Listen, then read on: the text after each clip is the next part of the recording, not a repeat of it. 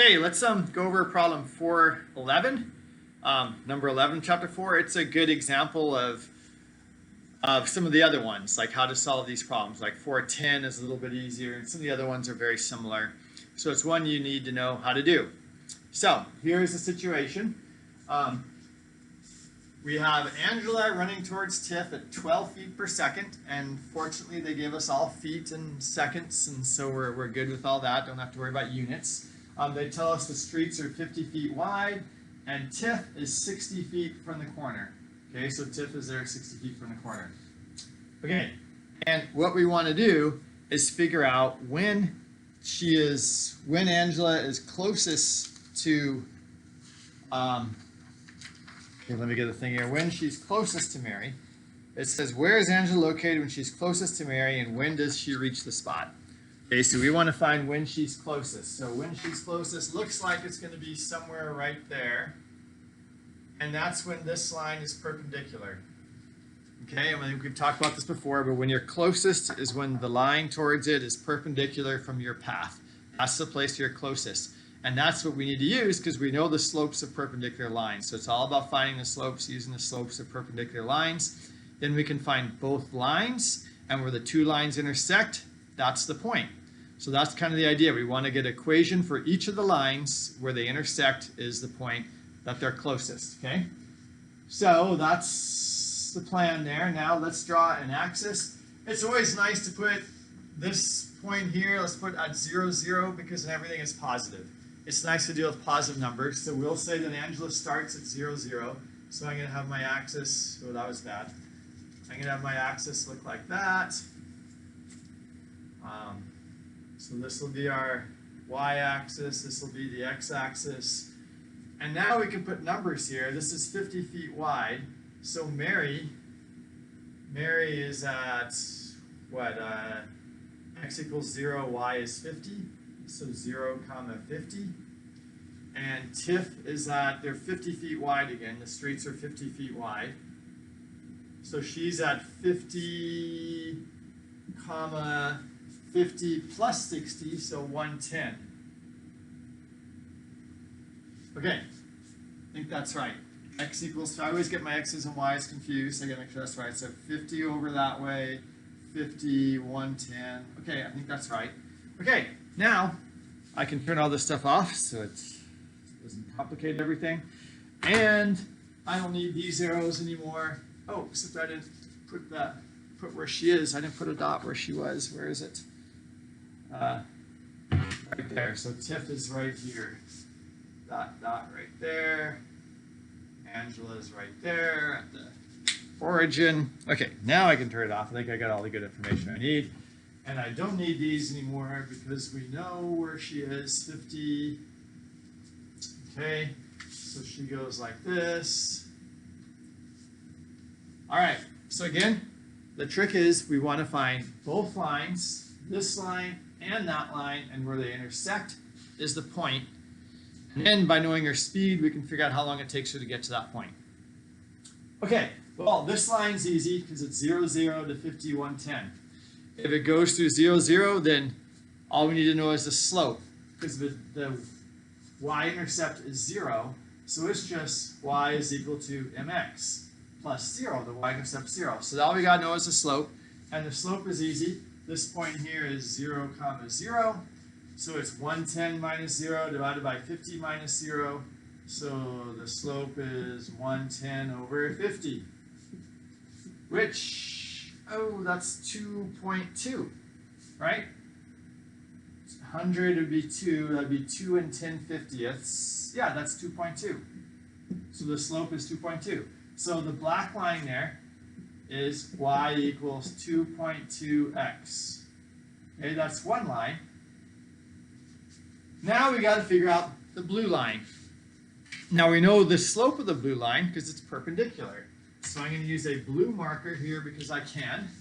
The slope of the blue line is -1 divided by 2.2. Is that going to be a pretty number? Let's hope it is, or we'll have to do some kind of fractional thing.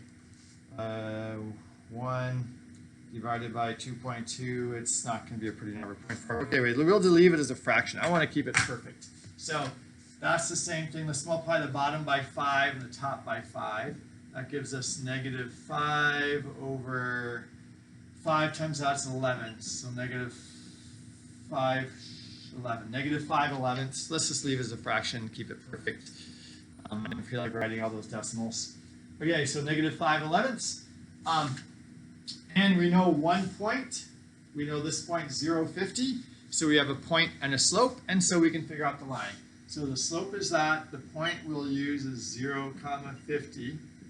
So y minus y1 equals mx minus x1. Y minus 50 is equal to negative 5 elevenths times x minus 0. I love that when that's a 0 because we don't have to do any math here. Put the 50 on the other side. Y is equal to negative 5 elevenths x plus 50. Okay, then we check and make sure that makes sense. Let's see, it's definitely a negative slope. Not a very steep slope. Again, it helps to draw the pictures to scale as much as possible. I kind of copied their picture, so I hope they did. But it's not very steep. It's going downhill, not very steep. Negative 5 elevenths is a little less than a half. So yeah, it looks like that's probably about right. And the y-intercept is 50, which it is. It hits at 50. So I think I did it right. Now we want to see where those two lines are the same. Okay? We want to see where the black line and the blue line are the same. So we set them equal to each other.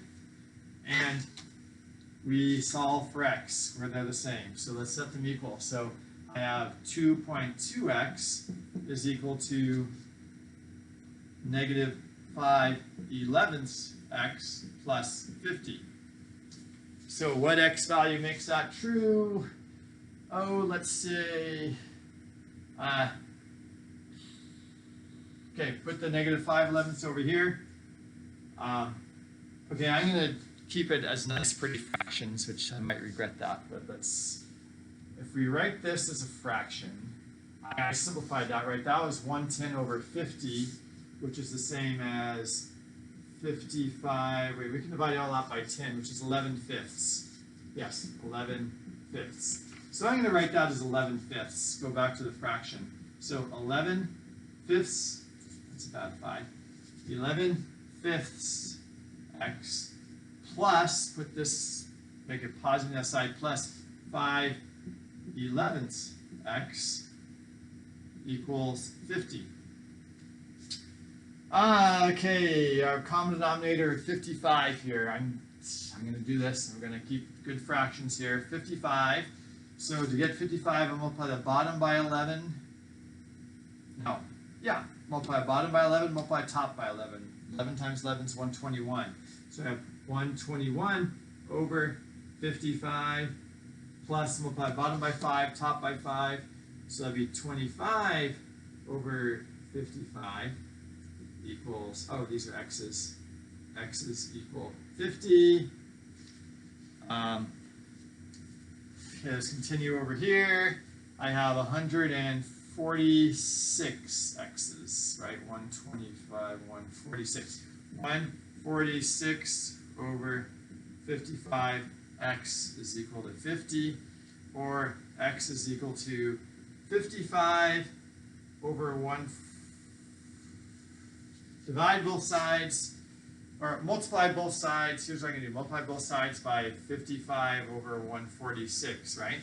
That way, this cancels, right? So I get the x by itself. So 55 over 146 times 50. Because 55 times 146, so this cancels. That's why I did it, but then it's over here. I might regret, well, no, let's see what that is.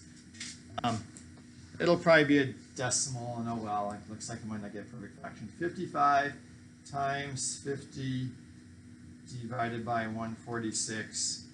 Okay, I'll decimalize it now. 18.8356. 18.8356. So that would be 18.8356. That's the x value. The y value is just 2.2 times that. I can use either one for the y value. This is the easiest formula to use. So the y value then, can you see this down here? I'm kind of running out of room. This is the x value, and the y value is 2.2 times that, times 18.8356, which is, I left it in my calculator, so times 2.2. I get 41.438, close enough, 41.438. Okay, that is the point where they intersect. That's this point right here. And there's probably, I could have kept it as fractions, maybe the book did, but whatever, good for them.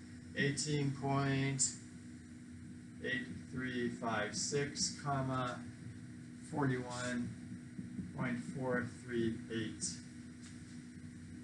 Okay, now we know where she is when she's closest.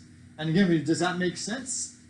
18 over, 41 up, definitely higher than she went over. So if only like around 20 over, 41 up, not quite to 50 yet. So it's 41, so there's 50, so 41. Yeah, it looks like, okay, it looks like it could be about right. Doesn't mean it's right, but it's certainly not way off if it's wrong. All right, and so finally, we want to know how long it took her. Okay, so we know she's going 12 feet per second. So how far is that point from the origin? So now we got to use the distance formula, except that this is 0, right? So the distance formula is the square root of x2 minus x1 squared plus y2 minus y1 squared. But we can call x1, y1, 0. So it's just the square root of this squared plus that squared.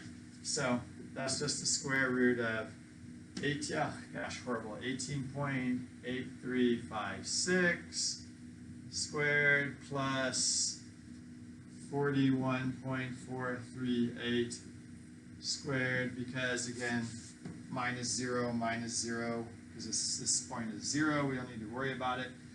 So, or again, it's just Pythagorean theorem, right? This distance here, which is x, this distance is y, so this squared plus that squared equals that squared. Okay, so now we plug that in. That's the distance she went, and if we know the distance, we know how long it took her because we know her speed. So this is going to be fun. Squared plus 18.8356. That's square root.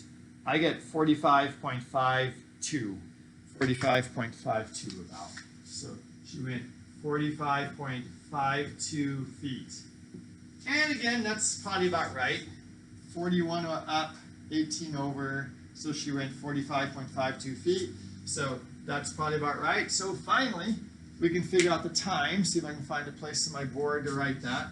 How high can you see? I think you can see up here. So finally, last part, time it took her is the distance she went divided by her speed, her velocity. The distance she went, we just use the distance formula to find it's 45.52 feet. She was going 12 feet per second. She was going that way at 12 feet per second. So 45 point that stuff divided by 12, and I left it on my calculator, good for me, divided by 12 is 3.793, yeah, close enough, 3.793, so 3.793 seconds. Okay, and we're good. So we figured out how long it took her to get there, and we figured out exactly where she was when she was closest to the other person. Okay, so that's how you do these problems. It's all about perpendicular lines and finding the equations for the lines and finding their point of intersection by setting them equal. Okay, so a lot of steps. That's why they call these multi-step problems. It's not like, here's what you do to get the answer. There's many steps to get the answer. But it's all about lines. This whole chapter is about lines. So it's all, again, find the equation for one line, then we can find the equation for the other line, find where they intersect. Then when you know they intersect, we can find the distance there, and if we know our speed, we can find the time. Okay, good. There's other problems like this. This is a very typical test problem that'd be on a midterm or final. Again, lots of steps like this. I give you a whole sheet of paper to do it. Be really careful, show all your work when you do these, and really check and make sure at every step, does that make sense? Is the slope negative? Did I mix up my x and y values? Do the numbers look like they kind of work? Again, draw the picture to scale as much as possible, and it really helps you get the right answers. All right, thanks. Bye. I need to think of something better to say at the end of videos. Sayonara. Okay.